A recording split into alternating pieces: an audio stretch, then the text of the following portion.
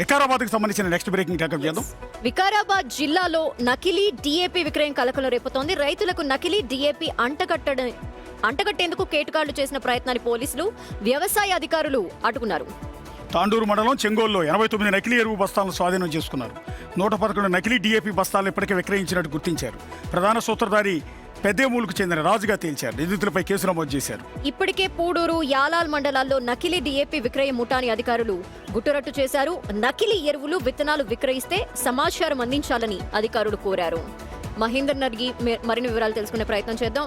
నకిలీ డిఏపి విక్రయిస్తూ ఏం జరుగుతోంది అక్కడ మహేందర్? అంటే ఎక్కడ తయారు చేస్తున్నారు దీన్ని? ఇది ఫేక్ డిఏపిని అయితే ఇప్పటి వరకు తాండూరు నియోజకవర్గంలో అనుకోవచ్చు, మొత్తం ఆయా మండలాల్లో 2 చోట్ల ఇప్పటికే ఒక చోట ఒక మండలంలో 43 బస్తాలు, మొన్న నేడు 89 బస్తాలు నకిలీ యూరియా డిఏపీలు అయితే పోలీసులు, ఇటు వ్యవసాయ అధికారులు సంయుక్తంగా పట్టుకోవడం జరిగింది. దీనికి పెద్దేమూలు అదే ప్రాంతానికి చేరినటువంటి రాజు దీనికి మొత్తం సూత్రధారన్నట్టుగా చెప్పారు. రాజునా లేక రాజుగా వాటి ఇంకెవరైనా ఉన్నారా అనే దానిపై దర్యాప్తు అయితే కొనసాగుతుంది. సో ఒక బస్తాను ఒక ఎకరంలో ఒక రైతు పండిస్తే ఆ రైతు సంవత్సర కాల కష్టం అంతా కూడా బూడిద పాలవుతుంది. రైతులను చాలా వరకు హింసించే, వేధించేటువంటి ఒక దీంతోనే పోల్చొచ్చు ఈ యొక్క ఉన్మాదం ప్రక్రియ. మొత్తానికి అయితే ఇది ఎక్కడ తయారు చేస్తున్నారు, ఎంతమంది దీని వెనకాల ఉన్నారు, ఎక్కడి నుంచి సరఫరా చేస్తున్నారు, సరిహద్దు రాష్ట్రం కర్ణాటక ఉంటుంది, అక్కడి నుంచి ఏమైనా వస్తుందా లేకపోతే ఇక్కడే లోకల్లో తయారు చేస్తున్నారా? దీనిపైన చాలా వరకు లోతుగా ప్రశ్న. ఎందుకంటే బస్తాలను అమ్మేశారు కూడా తయారు చేయడంతో పాటు. ఇవన్నీ ఎక్కడెక్కడ అమ్ముతున్నారు, ఎవరెవరికి అంటగడుతున్నారు వీటిని? ఇప్పటికే 111 బస్తాలు అమ్మారు. ఆ 111 బస్తాలు కొన్న రైతులు ఎవరెవరు, ఎక్కడెక్కడ దాన్ని వాడారు, వినియోగించారు, దానిపైన కూడా ఆరా తీస్తున్నారు. వాళ్ళకి ఎంత మేర నష్టం వచ్చే అవకాశం కూడా చెప్పడానికి ఉన్నారు. మొత్తానికి 200 బస్తాలు అంటారు. అదే ఇది ఒక్క రోజుతో ఆపలేదు.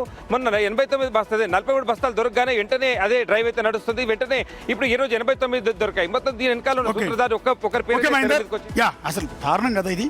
రైతులు పంట పొలాలకు వేసే డిఏపి, యూరియా లాంటివి కూడా కల్తీ చేసేస్తే ఏది నమ్మాలి?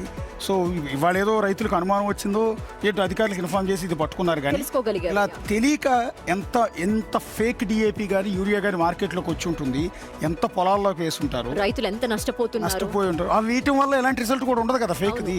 సో తినేది కల్తీ, వాడేది కల్తీ, ప్రొడక్ట్స్ కలిసి, ఆఖరికి పిల్లలు తాగే పాలు కల్తీ, చివరికి డిఏపి మందులు కూడా కల్తీ. ఇలా అయితే ఇక బతికేది ఎలా ఈ సొసైటీలో అనేది కూడా అర్థం కావట్లేదు. వీటి మీద సీరియస్ యాక్షన్ తీసుకోవాల్సిన అవసరం ఉంటుంది.